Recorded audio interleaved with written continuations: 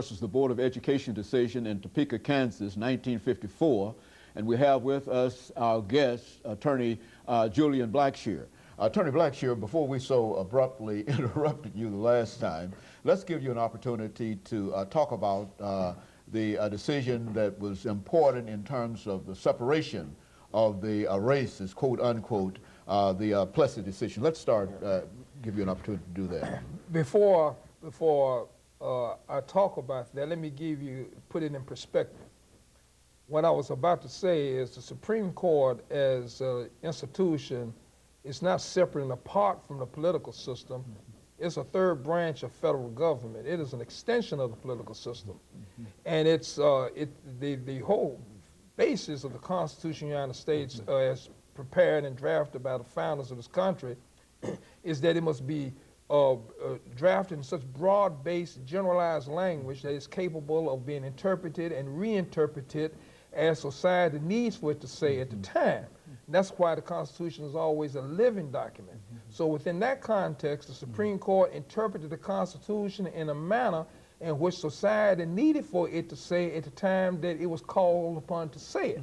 So in 1896, 31 years after the Civil War, Supreme Court trying to maintain the integrity of the 14th Amendment that required no discrimination of the races, but at the same time understanding the social chaotic situation that existed at the time, 31 years after the Civil War, said that it's all right to separate the races so long as the facilities that the government provides to both of them are substantially equal.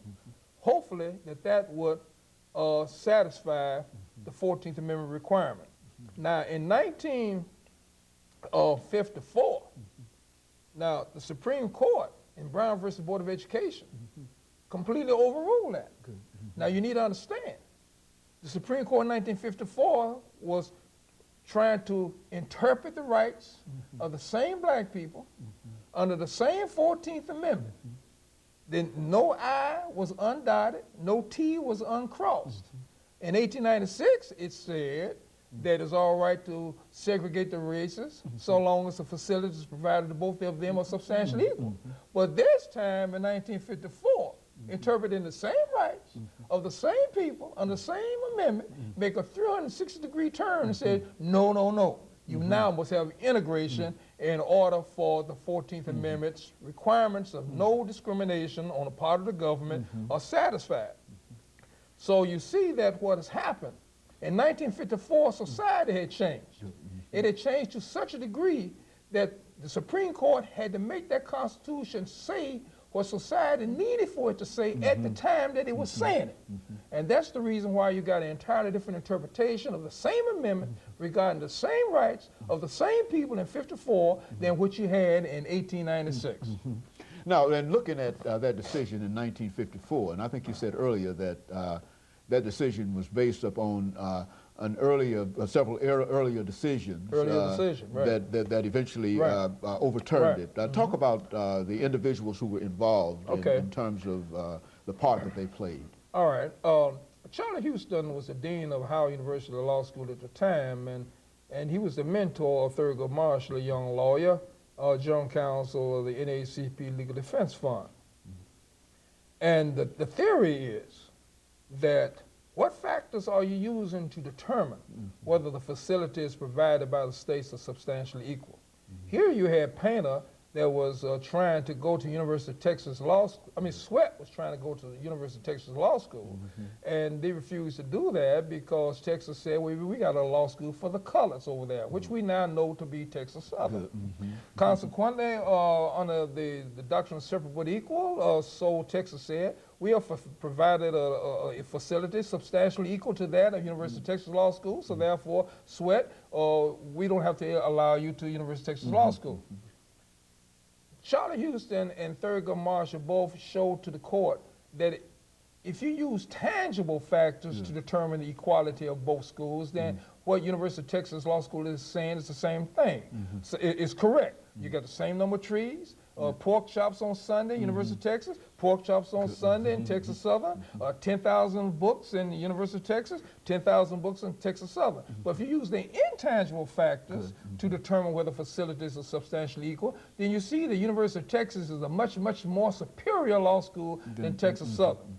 Because University of Texas' reputation was superior to the no reputation that Texas Southern had. When you had a young, vibrant, and energetic law professors at University of Texas, as opposed to law professors who had already spent their 30 and 40 years at Harvard and Yale and so forth, and basically in a retirement situation, and falling asleep in class when they're trying to teach the same kind of subject matter at Texas Southern. So when you see the lack of reputation, the lack of respect of the two different degrees, then you see that in reality, the University of Texas is a much, much more superior law school than Texas Southern, and therefore concluded that Texas had violated the doctrine of separate equal, and Sweat had to be enrolled in University of Texas. That set the battleground for Brown versus Board of Education, because when Charlie Houston and Thurgood Marshall finally persuaded the Supreme Court to accept intangible factors to determine whether or not separate but equal was established, then all they had to do now is find one intangible factor that simply could not be resolved unless you just abolish the doctrine of separate but equal itself. And that is what they found in Brown versus the Board of Education. 1954. 1954. That was, and that indeed was a... If it had not been for Sweat versus Painter that established the principle that you look at the intangible factors to determine whether facilities are substantially equal, you would not have ever had a Brown versus Board of Education that found that intangible factor that could not be resolved, could not be solved, unless you just abolish the doctrine of separate equal itself, and by virtue of that, it fell on its own weight.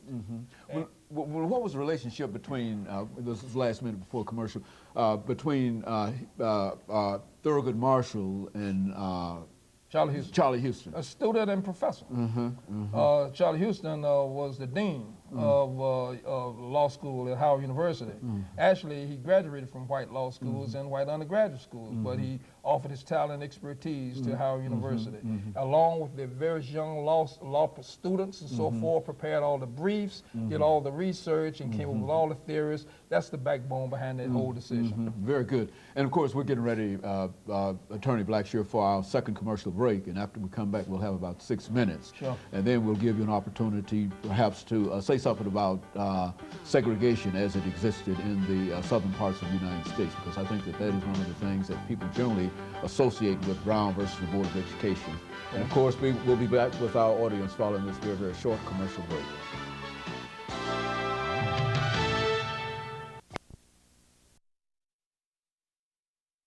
The topic is